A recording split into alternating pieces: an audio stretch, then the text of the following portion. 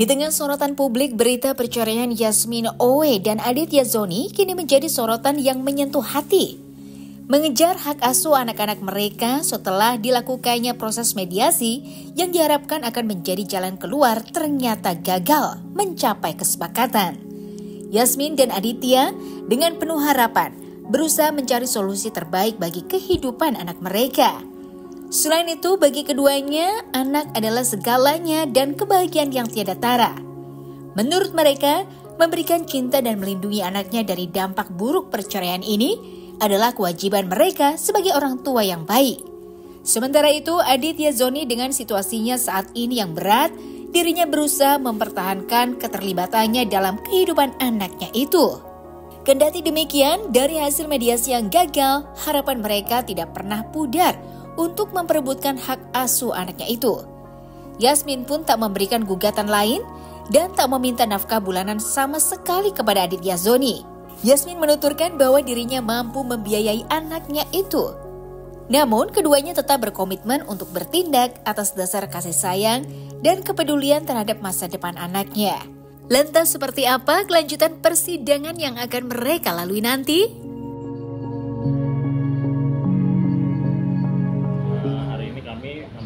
Panggilan Pengadilan Agama Cibinong dalam agenda mediasi ya, dan hakim juga meminta para prinsipal juga hadir, para pihak hadir, dan kami sudah mediasi kurang lebih 1 jam ya kurang lebih, tapi belum ada titik temu dan dinyatakan mediasi tidak berhasil.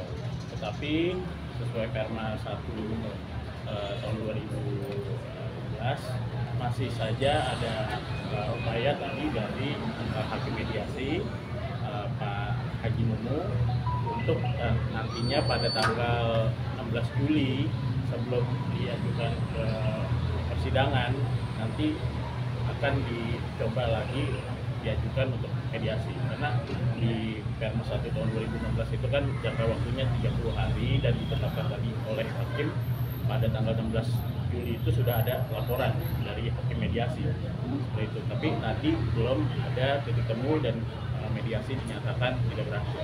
Apa yang membuat tidak berhasil?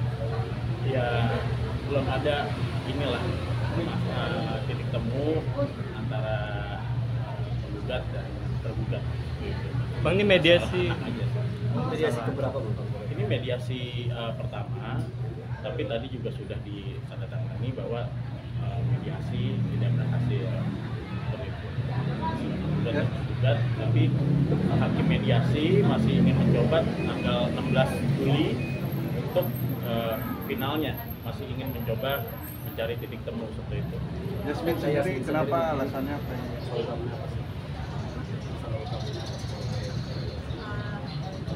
Banyak aku nggak bisa ya, aku udah ditolak juga, jadi jangan bersatu.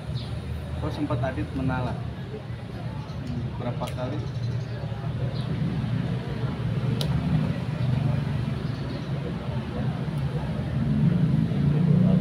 Dua kali, ditolak 2 kali. Persisnya kapan nih? Karena apa? Mungkin Dari Dan sudah bisa rumah juga ya, di kediaman bersama sudah bisa rumah juga. Ya, alasan ya, Adit nanti itu ada di, kita udah sertakan di gugatan ya, itu karena menyangkut materi gugatan gitu. Alasan Adit waktu itu menolak lagi kondisi apa mungkin? Lagi cemburu kah atau?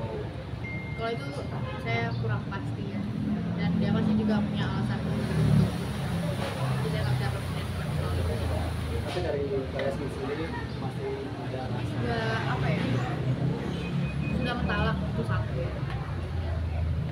Dan talaknya bukan sekali, 2 kali gitu kan. Dan kita emang udah sering cekcokan gitu kan, dan itu sangat-sangat nggak sehat ya dalam rumah tangga dan untuk anak juga. Jadi daripada kita cekcokan kayak gitu sampai anak kita lihat kita berantem terus, itu mungkin ya udah kita pisah. Biasanya hal apa sih yang menjadi? Ya itu aku nggak bisa.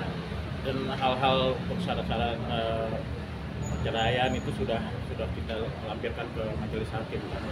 kan perceraian ini sifatnya juga tertutup, biarkan nanti dari materi gugatan kami yang nanti akan semoga dikabulkan oleh majelis hakim. Nah, untuk anak sendiri kan Adit ingin juga memiliki hak asuhnya. Nah, gimana mengenai?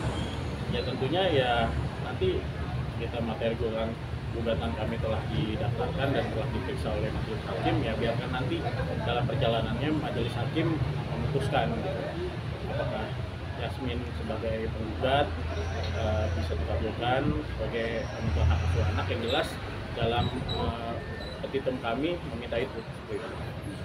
Selain hak asuh anak, mungkin ada tuntutan atau bagaimana? Ya, tidak ada. Ada di mana hak asuh anak aja. Kita cuma hak asuh anak. Nafkah untuk anak enggak? Hak asuh anak. Hak asuh anak aja, nafkah per bulannya nggak mau. Kenapa kan? Karena saya mampu. Yasmin tadi di ruangan mediasi seperti apa? Apakah intens?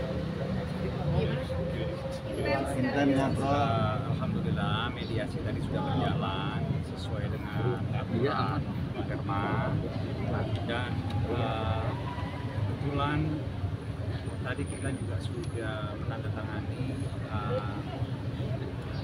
keterangan bahwasanya mediasi tidak ditemukan, tidak ada, dan insya Allah sidang akan berlanjut di tanggal 16 ya, sesuai dengan arahan dari hakim, majelis hakim tadi memberitahukan bahwasanya sidang mediasi diberikan waktu 2 minggu dan nanti lanjut tanggal 16. Apa karena alasannya kedua belah pihak itu benar-benar ingin menyelesaikan rumah tangga? Ya, memang dari kedua belah pihak tetap menginginkan perceraian. Jadi arahnya mediasi ini tadi bisa dibilang gagal dan tidak tercapai kata sepakat. Justru kesepakatannya keduanya pengen tetap melanjutkan persidangan. Adit sendiri alasannya kenapa, Dit? Tadi sempat ditanya ke majelis. Sangat berat bagi saya, bagi kami berdua. Tidak ada satupun yang mau bercerai lah. Siapapun nggak mau bercerai karena perceraian itu tindakan yang tidak baik. Cuman Allah berkata lain, karena memang ini mungkin jalan yang terbaik buat kami berdua. Dan yang paling penting kita selalu sayang sama anak kita, selalu memberikan kasih sayang yang mudah-mudahan Zen tidak akan kehilangan salah satu di antara kami gitu loh. Kasih sayangnya harus sama fullnya gitu loh, sama waktu kami masih bersatu. Itu sih. Tadi Aja mas. Karena memang waktu itu pas banget bapak saya meninggal. Saya nggak karuan. Yasmin kan di Malaysia. Ya masih muda ya, namanya masih muda. Mungkin Yasmin merasa tidak puas dengan apa yang saya lakukan gitu, segala macam. Mungkin dia bilang saya nggak pengertian. Cuman di sini pada saat itu jujur saya terpuruk sekali karena saya baru kehilangan seseorang yang paling berharga dalam hidup saya, dan ya seperti itulah gitu loh. Sudah mulai ada bermasalah rumah tangganya di tahun berapa? Intinya kita berbeda ya, kita berbeda. Jadi untuk meneruskan kayaknya akan berat di kemudian hari gitu loh. Jadi alangkah baiknya lebih cepat untuk ambil keputusan seperti ini. Bang, katanya juga sempat pisah rumah, itu kira-kira dari tahun berapa? Ya, jadi dari pihak Aditya Zoni Maunya sama saya, maunya tetap menginginkan hak asuh anak jatuh ke tangan Aditya Zoni. Yep. Jadi di pihak Yasmin kayaknya keberatan akan hal itu. Jadi itulah tadi kita nggak tercapai kata sepakat. Jadi dalam mediasi itu kan bisa kesepakatan dalam artian rujuk ataupun perceraiannya sudah nggak ada yang diributkan lagi di persidangan. Jadi dibikinkan suatu draft perdamaian lah di mediasi. Cuman hal tersebut nggak tercapai. Jadi insya Allah kita lanjut di tanggal 16, sidang akan kita lanjutkan kembali. Berarti Adit akan hadir kembali Bang? Ya. Karena kan mediasi terakhir. Ya. Adit, apa yang membuat kakak kamu pengen hak asuh anak? Pastilah sebagai seorang bapak kan, karena saya pikir Zen harus ada touchingan seorang bapaknya juga gitu. Ya kan, karena memang udah sama Yasmin sekarang kan udah lumayan berapa? Lama ya, udah 8 bulan, 6 bulan. Ya, udah 6 bulan sama Yasmin, jadi sekarang giliran saya lah untuk ngasuh anak saya sendiri gitu. Tapi nantinya akan pastilah. Pasti. Ya itu doang yang saya punya sekarang Pak. Nggak ada lagi siapa-siapa. Bapak saya nggak ada, ibu saya nggak ada, abang saya lagi di penjara. Jadi saya nggak punya siapa-siapa lagi selain anak saya gitu loh. Saya tinggal sendirian. Jadi ya saya berharap sekali saya bisa mendapatkan Zen supaya seenggaknya hidup saya berwarna lagi gitu. Sering lah kalau ketemu sering. Kalau ketemu kan ya tapi kan dibatasi.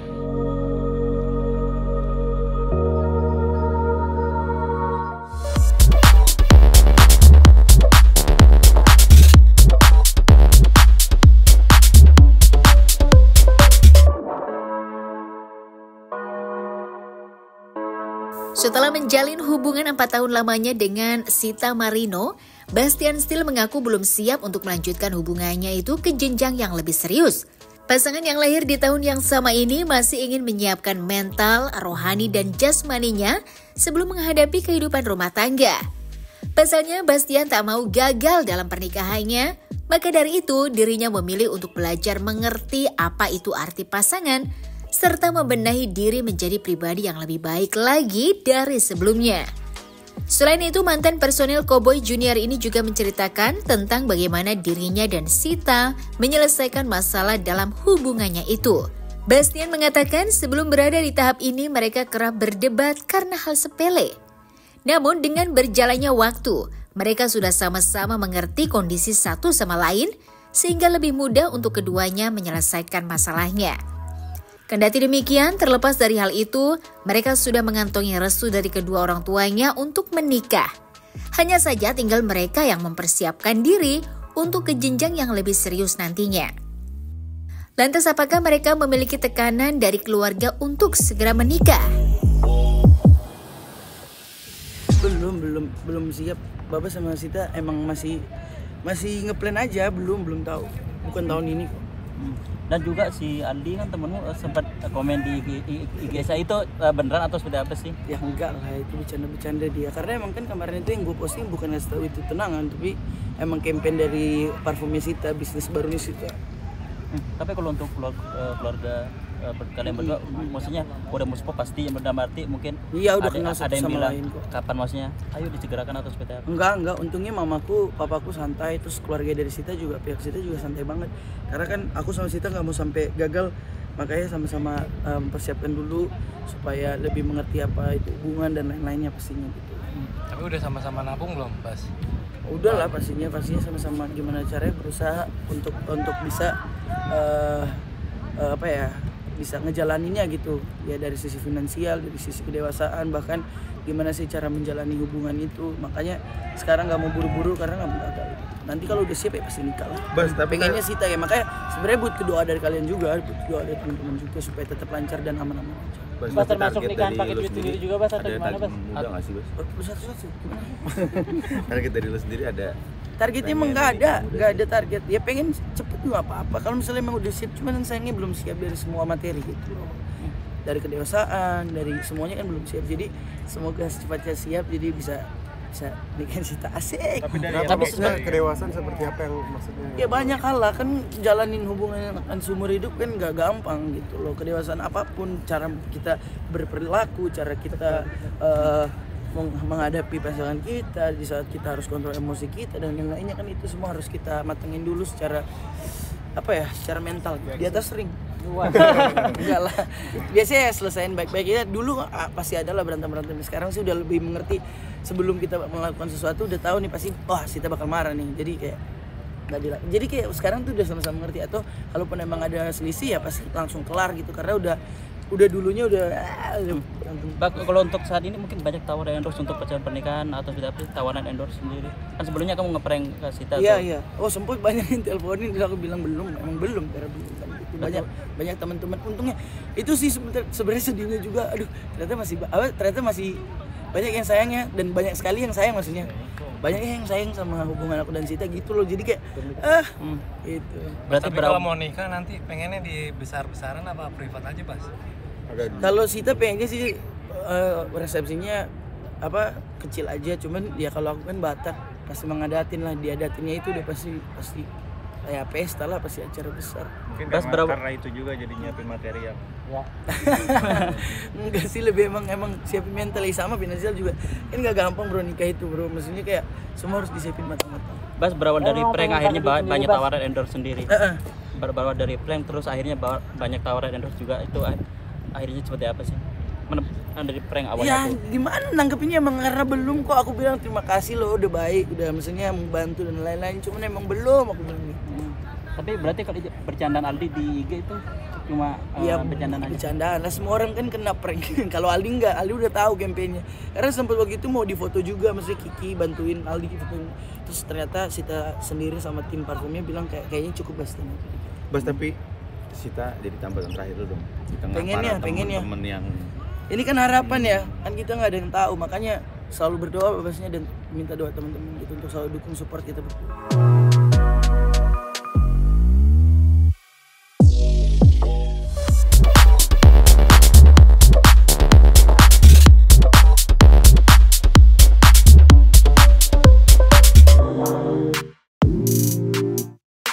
Gading Martin kali ini menunjukkan dukungan penuh untuk anak sematawayangnya, Gempita Nora Martin.